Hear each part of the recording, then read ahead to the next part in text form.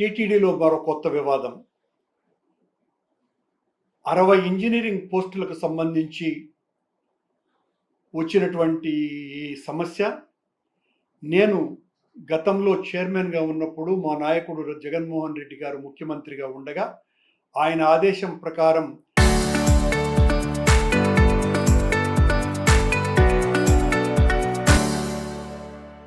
దాదాపు 27 AEE, 10 AE, 19 ATO, అలాగే విద్యుత్ విభాగంలో 4 ఏఈల పోస్టులు, మొత్తం 60 ఇంజనీరింగ్ పోస్టులకు సంబంధించి భర్తీ చేయాలా, చాలా సంవత్సరాలుగా ఇంజనీరింగ్ విభాగంలో ఖాళీలు ఉన్నాయి అన్నటువంటి ఆలోచనతో ఆయన ఇచ్చిన ఆదేశం ప్రకారము అవి భర్తీ చేయాలని మేము తలచి 23/11/2023 నోటిఫికేషన్ కూడా ఇవ్వటం జరిగింది.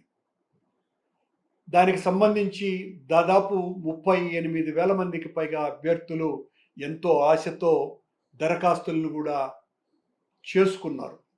కానీ మేమిచ్చినటువంటి నోటిఫికేషన్లో న్యాయ వివాద సమస్యలు వచ్చేటువంటి అవకాశం ఉన్నది, రాయలసీమ వాసులకు ప్రత్యేకించి కేటాయింపులు జరపకపోవటం మూలంగా అనవసరమైనటువంటి వివాదం కొనసాగేటువంటి ప్రమాదం ఉన్నది కనుక తాత్కాలికంగా దీన్ని నిలిపివేసి ఆ తరువాత ఎన్నికలైన తర్వాత వెనువెంటనే ఆ న్యాయ సమస్యలు రాకుండా సరిదిద్దుకొని నోటిఫికేషన్ మళ్ళీ జారీ చేయాలా అన్నటువంటి ఆలోచనతో దాన్ని తాత్కాలికంగా నిలిపివేయటం జరిగింది.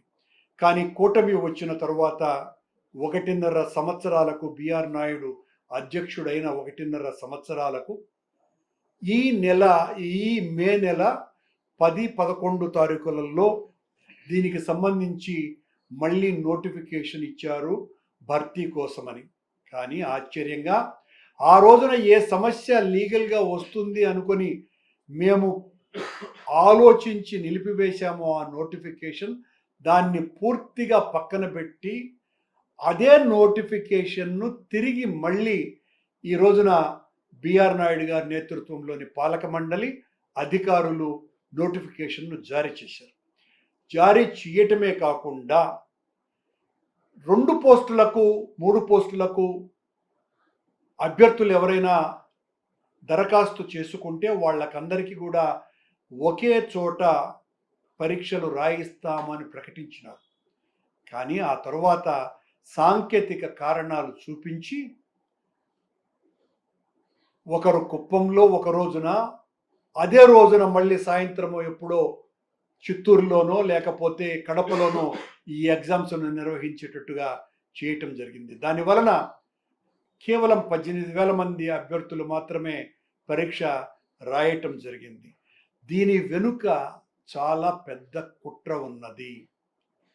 బిఆర్ నాయుడు, ఆయన కొమ్ము కాసేటువంటి ఒకరిద్దరు పాలక మండలి సభ్యులు ఒక్కొక్క ఉద్యోగము దాదాపు 30-40 లక్షల రూపాయలకు అమ్ముకుంటున్నారని తీవ్రమైనటువంటి చర్చ జరుగుతున్నది. అంతే కూడా కాకుండా దీని మీద ఆ న్యాయపరమైనటువంటి సమస్యలను పట్టించుకోకుండా పోవటమే కాకుండా 2023లో ఇచ్చిన నోటిఫికేషన్ ద్వారా ఈ పోస్టుల్ని భర్తీ చేయాలని నిశ్చయించటం ద్వారా 2024-25 సంవత్సరాలలో ఉత్తీర్ణులైనటువంటి ఇంజనీరింగ్ పట్టభద్రులకు అవకాశం లేకుండా చేసేశారు ఈ నోటిఫికేషన్ ద్వారా.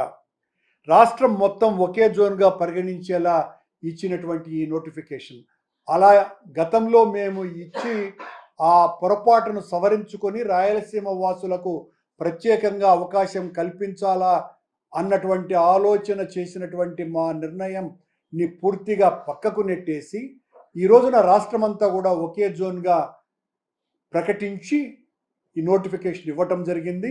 తమకు కావాల్సినటువంటి వాళ్ళందరికీ చేత లక్షలాది రూపాయలు ఒక్కొక్క అభ్యర్థి చేత డబ్బులు తీసుకొని ఈ ఉద్యోగాలు ఫిల్ చేస్తున్నట్టుగా తెలుస్తున్నది. వెంటనే దీని మీద తగు విచారణ జరిపించాలి. జరుగుతున్నటువంటి అవకతవకల మీద విచారణ జరిపితే వాస్తవాలు బయటికి వస్తాయి. తెలుగుదేశానికి, బిఆర్ నాయుడుకు, లేకపోతే ఆ ఒకరిద్దరు పాలక మండలి సభ్యులకు డబ్బులు దండుకునేదానికి కాదు ఈ 60 పోస్టుల్ని జగన్మోహన్ రెడ్డి గారు ఆ రోజున భర్తీ చేయాలా అన్నటువంటి ఆలోచన చేసింది. 60 ఇంజనీరింగ్ పోస్టుల్ని దాదాపు 10 సంవత్సరాల గ్యాప్ తర్వాత మేము తీసుకున్నటువంటి ఆ నిర్ణయం చాలా పారదర్శకంగా జరగాలనే ఆ రోజున మేము ఇచ్చినటువంటి నోటిఫికేషన్ను కూడా ఆపు చేయగలిగినాం. ఆ రోజున మద్రాస్ ఐఐటి వాళ్లకు ఈ బాధ్యతను మేము అప్పగించటం జరిగింది. లోకల్గా కూడా ఏపీపీఎస్సి ద్వారా కూడా కాదు, ఐఐటి వాళ్ళైతే మరింత సమర్థవంతంగా ఈ ఎగ్జామ్ను నిర్వహిస్తారు అన్నటువంటి ఒక మంచి ఆలోచన ఆ రోజున పాలక మండలి చేసి ఈ నిర్ణయం తీసుకొని ఆ తర్వాత న్యాయ వివాదం రాకుండా ఉండటం కోసమనే తాత్కాలికంగా ఆపివేయటం జరిగింది. ఈ రోజున అదే నోటిఫికేషన్ను తిరిగి ఆ నోటిఫికేషన్ ద్వారానే మళ్ళీ బిఆర్ నాయుడు గారు ఆయన కొమ్ము కాసేటువంటి తొత్తులు ఈ 60 ఉద్యోగాలను ఒక్కొక్కటి 30-40 లక్షల రూపాయలకు అమ్మటానికి చేస్తున్నటువంటి ఈ ప్రయత్నం వెంటనే ఆగాల. మొత్తం అందరి దృష్టిలోనూ కూడా ఈ విషయం రావటం కోసమనే మాట్లాడడం జరుగుతున్నది. ఇంత దారుణం జరుగుతూ ఉంటే మేము టీటీడీని గురించి రోజు ఏదో అప్రస్తుత అప్రాచ్య మాటలు మాట్లాడుతున్నామనే కొంతమంది పెద్దలకి వాస్తవాలు తెలుసుకోవాల్సిందిగా కోరుతున్నాం.